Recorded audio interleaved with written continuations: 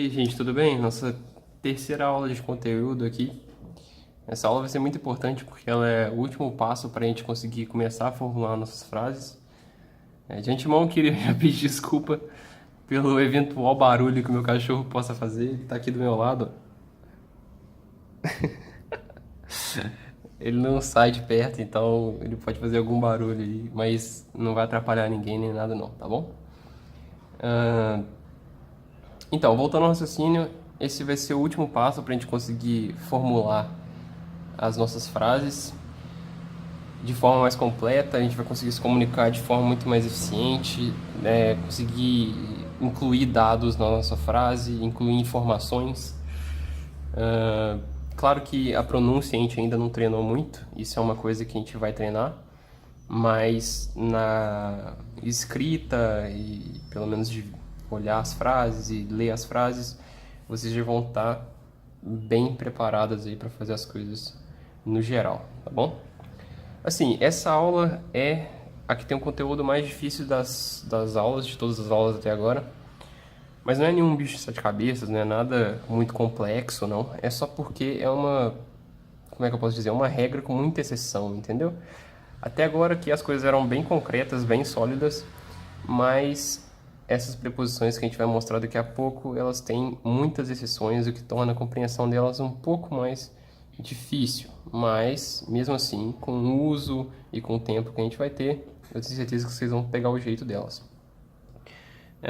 Eu falo que assim é muito questão de uso porque, por exemplo, eu estudo inglês desde os 5 anos de idade e até hoje tem preposições que eu ainda fico em dúvida, porque realmente a regra delas não é uma coisa muito concreta. Às vezes, muitas vezes, alguma regra vai ser extrapolada por algum caso específico e situações nesse sentido, o que causa estranheza, o que causa algumas dúvidas, mas no geral vai ser isso mesmo. E também errar a preposição não é um bicho de sete cabeças, não é um erro grotesco no inglês.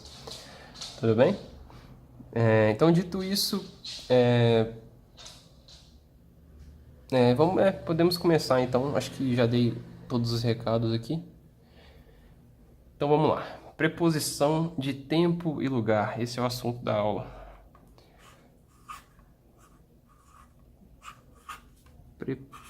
Preposição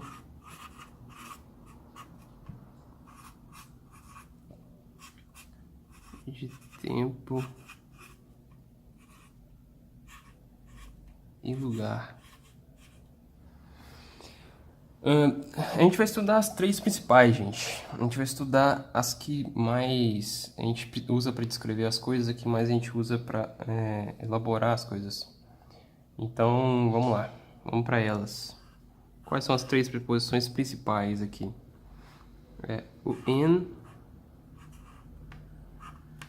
o on e o at. Eu vi um comentário também no grupo falando pra gente usar mais o inglês para se comunicar, para vocês aprenderem esse vocabulário. O difícil de usar inglês agora, por agora, gente, é que a gente está aprendendo as coisas básicas ainda. Então é difícil eu construir algum raciocínio em inglês a partir de um conhecimento muito básico, entendeu? Então, assim, eu parto do pressuposto que todas vocês não sabem, não fazem a mínima ideia do que eu estou falando. Então, na primeira aula, vocês nunca viram inglês e eu tenho que partir desse pressuposto. Na segunda aula, vocês só viram de inglês o que eu passei na primeira aula e assim por diante, entendeu? Então, assim, a partir de agora, a partir dessa aula aqui, que a gente já vai conseguir montar as nossas frases em inglês, vai ser muito mais fácil eu me comunicar em inglês para vocês terem uma noção do sotaque e da pronúncia, tá bom? Então, voltando ao raciocínio aqui, in, on e at. O que são preposições, assim, é importante falar, né? Porque, às vezes, nem em português a gente lembra direito, com os tantos de regrinha na nossa língua que a gente tem. Preposições, eu vou dar exemplos, porque eu acho que é muito mais fácil de entender do que eu falar um conceito vago aqui, tudo bem? Então, assim, quando você fala, eu estou na escola, na é uma preposição de lugar. Eu estou dentro do ônibus. Dentro do, no caso, é uma preposição de lugar. A aula é às 9 horas. Às 9, As, na verdade, né? É uma preposição de tempo. No mês de janeiro, no é uma preposição de tempo. Entendeu? Então, seguindo essa regra, fica fácil de saber o que é preposição, assim.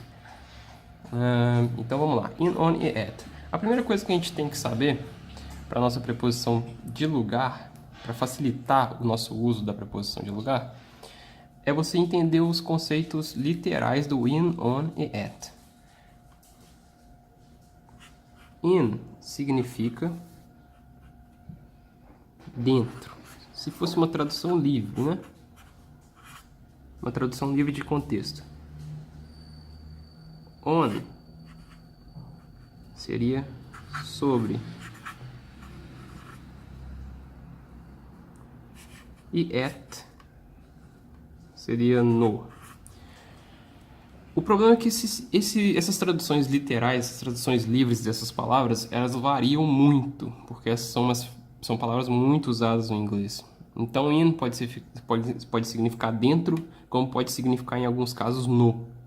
Entende? Então, assim, elas variam, mas a gente vai ver isso mais pra frente. Fica tranquilo, por enquanto, o que vocês têm que saber é que para nossa preposição de lugar, o in significa dentro. Então, toda vez que você quiser falar que está dentro de alguma coisa, você vai usar o in. Então, por exemplo, você quer falar, eu estou dentro do restaurante. Você vai falar, I'm in the restaurant. Você percebeu que você usou I, o in e restaurant. Então, você usou sua preposição e as outras coisas das aulas que a gente aprendeu. Sempre que você quiser falar que alguma coisa está sobre ou em cima de algo, você vai usar o on.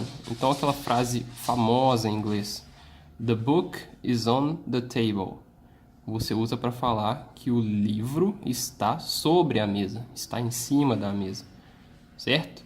Eu vou colocar essas frases aqui de exemplo, para quem não estiver pegando só pela fala, para poder entender também.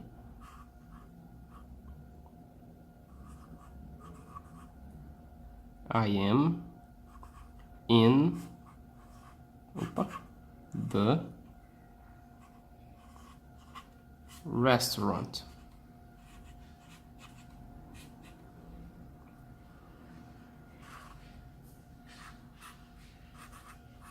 The book is on the table.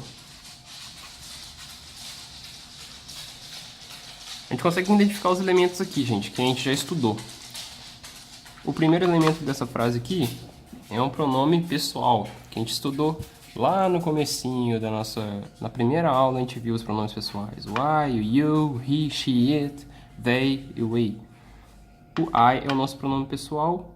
O am é um verbo que eu ainda não quero que vocês se preocupem muito, porque a gente vai destrinchar um pouco mais dele, mas significa sou, estou ou sou, enfim, é o verbo da primeira pessoa. O in é a nossa preposição de lugar, que a gente está aprendendo agora, dentro do restaurant, ou restaurante. Então, eu estou dentro do restaurante. Tudo bem? Então, você já consegue identificar nessa frase aqui todos os elementos que a gente passou. Aliás, todos os elementos dessa frase já foram passados, aliás. Então, a segunda frase aqui. The book is on the table. The book, no caso, seria o nosso pronome pessoal, que significa, o the book é uma coisa, certo?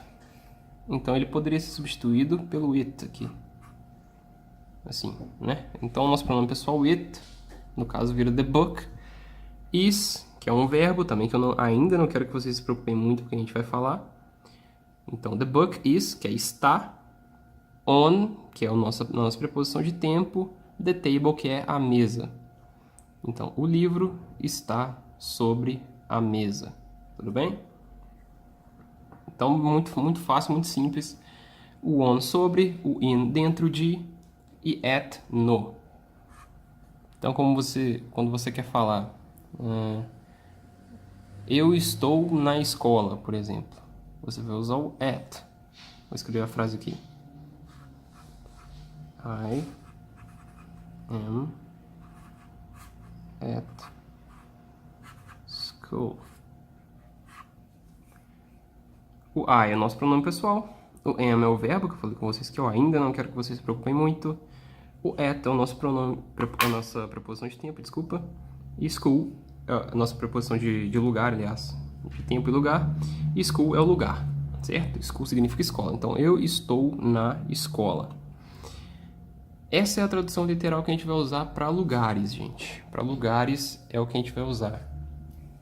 É uma regra geral. Igual eu falei com vocês, existem exceções e é com o uso que a gente vai aprender elas, mas é uma regra geral, é um começo para a gente começar a pegar o jeito dessas nossas preposições, tudo bem? Para ser relacionado ao tempo, é um pouco mais complexo, tem muito mais exceções assim. Mas vamos lá, vamos partir para o geral, para a gente não se confundir, para a gente não ter nenhum problema.